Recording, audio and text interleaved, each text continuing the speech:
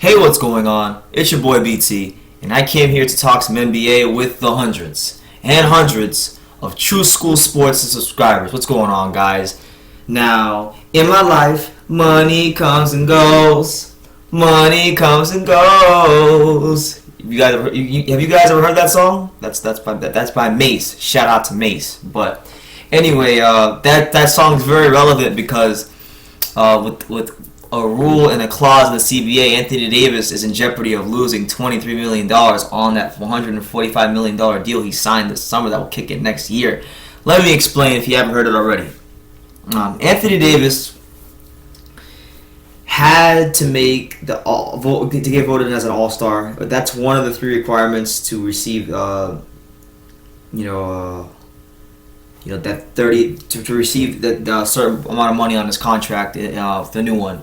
The CBA has this rule called Derrick Rose Rule, where you have to, it grants a player signing their first extension after their rookie contract a 30% level raise, basically. So there's certain things. It's kind of like an incentive-based thing. You got to accomplish certain things to get this money. So it's really betting on yourself as far as this part of the contract. Now, one of the three ways he could have got that money is if he was voted in as a starter to the All-Star game. And with the Pelicans struggling this year, being one of the worst teams in the league, being 15-27, Davis putting up good numbers, but his team not really being good enough for people to talk about the Pelicans enough, it's hurt his chances, and he finished 9th among Western Conference players in voting. So, he didn't get that, but he either has to do he either had to do that and then be named the MVP, or make the All NBA first, second, or third team. So we know that he's not gonna get in as a starter to the All-Star game because the starting lineups have been announced and he's not on it. Then he has to be the MVP, and we know that's probably not gonna happen because the Pelicans aren't good enough, and Stephon Curry's probably locked that up already.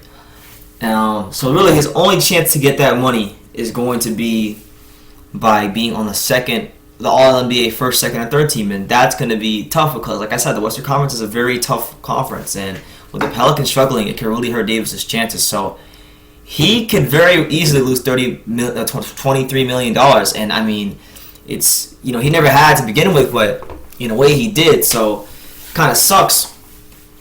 Now, let's think long-term here. How does this affect Anthony Davis long-term? Anthony Davis, and I've said this before, and I'm beginning to believe it. My friend tells me this all the time, and I'm beginning to believe it. Anthony Davis in New Orleans is shaping up to be like Kevin Garnett in Minnesota. I mean, that team has good talent. They can't stay healthy. They can't compete enough in the West to win. So it's just hard for me to see him staying there long-term. And I think he might wind up wasting the prime years of his career in a place where they just can't win. And that's just my take on it. But now that he's not getting this money, if the team fails to win and he loses $23 million because of this nonsense, then I swear, man, you could see Anthony Davis out of there quicker than you think. And maybe he goes back to Chicago, maybe he goes somewhere else. But I'm just saying, this does play a role, whether you guys want to believe so or not. So we'll see what happens, man. Anthony Davis might lose $23 million due to the Derrick Rose Rule in the CBA, and I'm sure that with the CBA expiring in 2017, they'll be able. The players and the owners will be negotiating that point in the CBA. So it is what it is, man. You let me know what you think. Anthony Davis could possibly lose $23 million that he never had in the first place. Leave your comments down below. Take the time to subscribe, and you can love me or you can hate me. But at the end of the day, I'm just a kid from Dania. So until next time, take care, guys.